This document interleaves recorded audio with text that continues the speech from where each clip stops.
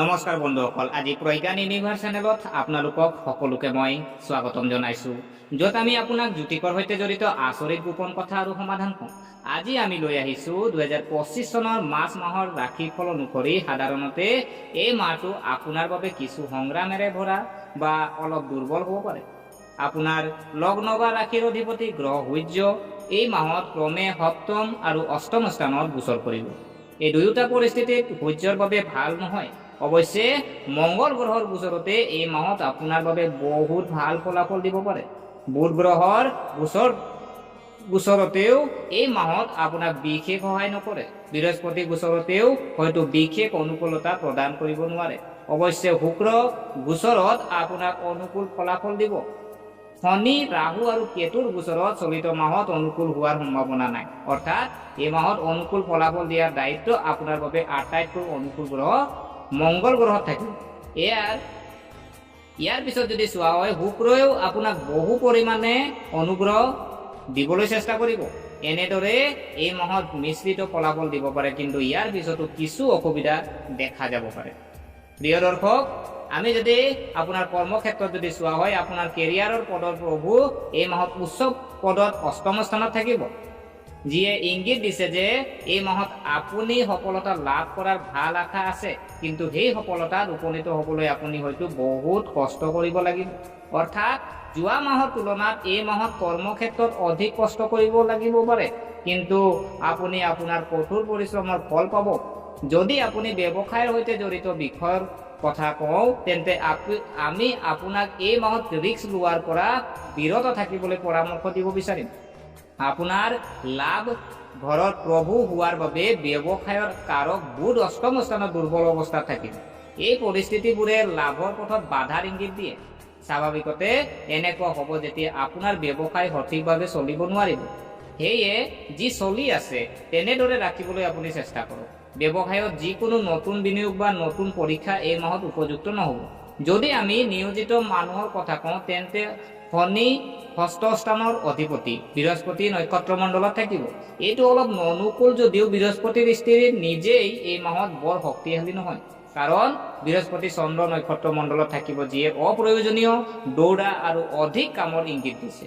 অৰ্থাৎ এই মাহত আপুনি আগতে চম্ভালিব থকা দায়িত্বৰ উপৰিও কিছু নতুন দায়িত্ব পাব পাৰে, কিন্তু এই দায়িত্বৰ বাবে এই মুহূৰ্তত আপুনি কোনো পুৰস্কাৰ নাপাব, যাৰ বাবে আপুনি ভাগৰুৱা অনুভৱ কৰিব পাৰে, আনকি অলপ বিৰক্ত অনুভৱ কৰিব পাৰে। কিন্তু তথাপিও উচ্চ ঘৰৰ দশম প্ৰভু শুক্ৰই কেনেবাকৈ আপোনাক কিছু অনুকূল ফলাফল দিব বিচাৰিব।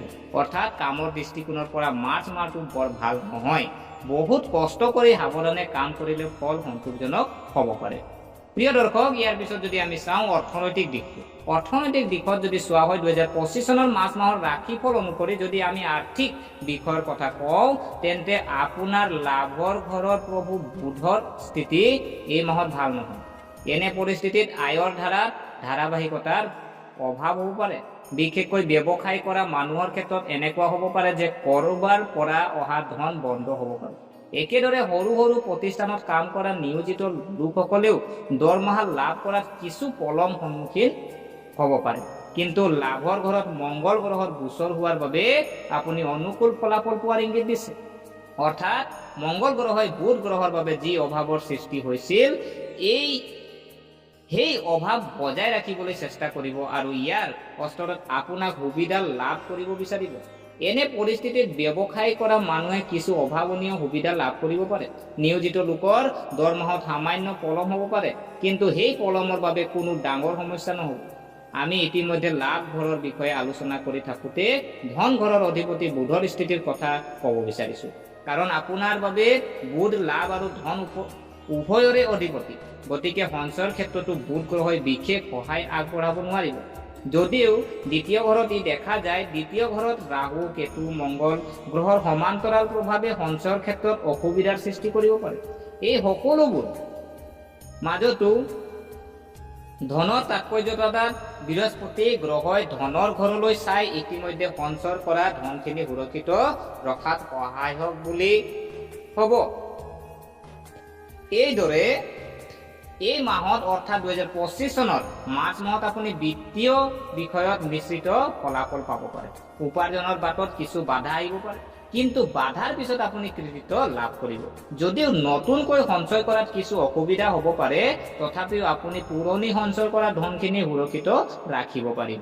প্ৰিয় দৰ্শক, ইয়াৰ পিছত যদি আমি স্বাস্থ্যৰ বিষয়ে যদি আমি চোৱা হয়, স্বাস্থ্যৰ দৃষ্টিকোণৰ পৰা মাৰ্চ মাহে আপোনাক কিছু দুৰ্বল ফলাফল দিব পাৰে। আজি মাহৰ আৰম্ভণিৰ পৰা 14 মাৰ্চলৈকে আপোনাৰ লগ্ন বা ৰাশিৰ অধিপতি গ্ৰহ সূৰ্য সপ্তম স্থানত থাকিব। ইয়াৰ সূৰ্যৰ অৱস্থান ভাল বুলি গণ্য কৰা নহয়। তাৰ ওপৰত সূৰ্য শনিৰ লগত সংগঠিত ৰাশি থাকিব। এই দুয়োটা কাৰণতে আপুনি আপোনাৰ স্বাস্থ্যৰ কিছু উত্থান পতন দেখিব পাৰে। বিশেষকৈ বতৰৰ পৰিৱৰ্তনৰ প্ৰভাৱ আপুনি লক্ষ্য কৰিব পাৰে। ইয়াৰ উপৰিও মূৰৰ বিষ, জ্বৰ আদি অভিযোগ দেখা যায়। শৰীৰৰ উষ্ণতাৰ উঠা নমা দেখা যাব পাৰে। শনিৰ লগ্নৰ গ্ৰহৰ দৃষ্টিশক্তি স্থিৰ হৈ থাকে। এই কাৰণেও আপোনাৰ স্বাস্থ্যৰ সম্পূৰ্ণ যত্ন লোৱাটো গুৰুত্বপূৰ্ণ হ'ব। যোগ ব্যায়াম আদিৰ পৰা সহায় লোৱাটো প্ৰয়োজনীয় হ'ব। স্বাস্থ্যৰ বাবে দায়বদ্ধ গ্ৰহটো হ'ল সূৰ্য, যি আপোনাৰ লগ্ন বা ৰাশিৰ প্ৰভু। কাৰণ এই মাহত তেওঁৰ অৱস্থা ভাল নহয়, সেয়ে তেওঁৰ স্বাস্থ্যৰ সামান্য দুৰ্বলতাৰ ইংগিত পোৱা গৈছে। এনে পৰিস্থিতিত সাধাৰণতে আপোনাৰ স্বাস্থ্য এই মাহত অলপ দুৰ্বল হৈ থাকিব পাৰে। গতিকে এই মাহত স্বাস্থ্যৰ বিষয়ত কোনো ধৰণৰ অসাৱধানতা দেখুৱাব নালাগে। আপোনাৰ শাৰীৰিক স্বভাৱ অনুসৰি খোৱা বোৱাত অতি প্ৰয়োজনীয় হ'ব। ইয়াৰ লগতে সঠিক জীৱনশৈলী আৰু যোগ ব্যায়াম ইত্যাদিৰ সহায় লোৱাটো প্ৰয়োজন হ'ব। প্ৰিয় দৰ্শক, ইয়াৰ পিছত যদি আমি চাওঁ প্ৰেম আৰু বিবাহ। আজি প্ৰেম যদি আৰু বিবাহৰ ক্ষেত্ৰত যদি চোৱা হয়, যদি আমি মাৰ্চ মাহৰ বাবে আপোনাৰ প্ৰেম সম্পৰ্কৰ কথা কওঁ, তেন্তে আপোনাৰ পঞ্চম গ্ৰহ প্ৰভু বৃহস্পতিৰ স্থিতি এই মাহত বৰ শক্তিশালী নহয়। ইয়াৰ বাবে কামত ব্যস্ততা বা আন কাৰণত লগ পোৱাৰ সুযোগ কম হ'ব পাৰে, যাৰ বাবে আপোনাৰ প্ৰেমৰ সংগী অলপ খং বা বিচলিত হৈ থাকিব পাৰে। যদিও মংগল গ্ৰহৰ দিশটোৱে কিছু যুঁজৰ সূচনা কৰিব পাৰে, তথাপি উচ্চ শুক্ৰই সম্পৰ্ক বিচ্ছিন্ন হোৱাত বাধা দিব। প্ৰেমৰ অৰ্থ বহু শুক্ৰ এই মাহত অষ্টম স্থানত থাকিব আৰু ৰাহুৰ সৈতে সংগতি ৰাখিব। এনে পৰিস্থিতিত কামুক চিন্তাৰ পৰা নিজকে আঁতৰাই ৰখাটো গুৰুত্বপূৰ্ণ হ'ব। একে সময়তে আপোনাৰ সামাজিক সুনাম কলংকিত কৰা কাম নকৰিব। বৈবাহিক জীৱন, অৰ্থ, বৈবাহিক সুখৰ কথা ক'লে এই মাহত এই বিষয়ত সাৱধান হোৱাটো প্ৰয়োজন হ'ব। বিশেষকৈ মাহৰ প্ৰথম অংশত যেতিয়া শনি আৰু সূৰ্য আপোনাৰ সপ্তম স্থানত থাকিব, এই পৰিস্থিতিত নিজৰ মাজতে কাজিয়া হ'ব পাৰে বা পত্নীৰ স্বাস্থ্য দুৰ্বল হৈ থাকিব পাৰে। দুয়োটা পৰিস্থিতিতে আপুনি সাৱধানে আগবাঢ়িব লাগিব। যদিও মাহৰ দ্বিতীয়াৰ্ধত সূৰ্য অৱস্থান বৰ ভাল নহ'ব পাৰে, তথাপিও সপ্তম স্থানৰ পৰা ইয়াৰ প্ৰভাৱ আঁতৰি যাব। ফলত আপুনি সকাহৰ সমূহীয়া এটা ল'ব পাৰিব, অৰ্থাৎ পুৰণি বিবাদ আৰু সমস্যাৰ সমাধান হ'ব। প্ৰিয় দৰ্শক, পৰিয়াল যদি আমি চাওঁ, মাৰ্চ মাহৰ ৰাশিফল 2025 অনুসৰি এই মাহত আপুনি সাধাৰণতে পাৰিবাৰিক বিষয়ত মিশ্ৰিত ফলাফল পাব পাৰে। আপোনাৰ দ্বিতীয় ঘৰত প্ৰভু বুধ দুৰ্বল হৈ পৰিব। এইটো এটা দুৰ্বল বিন্দু, কিন্তু বুধ গ্ৰহে নিজৰ ঘৰ অৰ্থাৎ দ্বিতীয় ঘৰটো কি দিশটো ল'ব, এইটো এটা অনুকূল কথা। অৰ্থাৎ পাৰিবাৰিক বিষয়ত কিছু কাজিয়া হ'ব পাৰে, কিন্তু বুধ আৰু বৃহস্পতি অনুকূল দিশে সেই যুঁজবোৰ অতি সোনকালে শেষ কৰিবলৈ চেষ্টা কৰিব। এনে পৰিস্থিতিত যদি অপ্ৰয়োজনীয়ভাৱে কিবা এটাক লৈ হুলস্থুল কৰা যেন লাগে, তেন্তে সেই কথা বতৰাৰ পৰা নিজকে আঁতৰাই ৰখাটো বুদ্ধিমানৰ কাম হ'ব। দ্বিতীয় স্থানত অৱস্থিত কেতু আৰু তাত মংগল গ্ৰহ দেখাও ক্ৰোধ আৰু শুভৰ ইংগিত দিয়ে। অৰ্থাৎ গ্ৰহবোৰৰ দুটা অৱস্থান আপোনাৰ পক্ষত আৰু তিনিটা অৱস্থান আপোনাৰ বিৰুদ্ধে। এই কাৰণেও ফলাফল পৰতকৈ অলপ দুৰ্বল হ'ব পাৰে। গতিকে পৰিয়ালৰ সদস্যসকলৰ সৈতে সম্পূৰ্ণ সম্প্ৰীতি স্থাপনৰ বাবে নিৰন্তৰ প্ৰচেষ্টা চলাব লাগিব। তেতিয়াহে সম্প্ৰীতি লাভ কৰিব। কাৰণ এই মাহত তৃতীয় ঘৰৰ প্ৰভু পদ ভাল, আমি তেনেকৈ ক'ব পাৰোঁ। সাধাৰণতে এই মাহত ভাই ভনীৰ লগত কোনো ডাঙৰ বিবাদ নহ'ব, যদিও আন সদস্যৰ সৈতে সম্পৰ্ক ৰক্ষা কৰাটো গুৰুত্বপূৰ্ণ হ'ব। এই মাহত ঘৰ আৰু পৰিয়ালৰ সম্পৰ্কীয় বিষয়ত কেৱল শনিৰ দিশটোৱেই বিৰোধী, অন্যথা মংগল গ্ৰহৰ ভাল অৱস্থানৰ আৰু বৃহস্পতিৰ দিশৰ বাবে এই মাহত ঘৰ আৰু পৰিয়ালৰ সম্পৰ্কীয় বিষয়ত কোনো সমস্যা হ'ব নালাগে। যি চলি আছে, যিদৰে আছে তেনেদৰেই চলি থাকিব। আমি যদি প্ৰতিকাৰ যদি চাওঁ, এই মাহত আপুনি নিমখ কমকৈ খাব আৰু পাৰিলে দেওবাৰে একেবাৰে নিমখ নাখাব। খং আৰু বিবাদৰ পৰা নিজকে ৰক্ষা কৰক। নিয়মিতভাৱে সূৰ্য দেৱতাক আপুনি পানী আগবঢ়াওক আৰু কন্যা পূজন, আজি কন্যাক পূজা কৰি তেওঁলোকৰ আশীৰ্বাদ লওক। প্ৰিয় দৰ্শক, গতিকে আশা কৰোঁ আপোনালোকে ভিডিঅ'টো চাই ভাল পালে।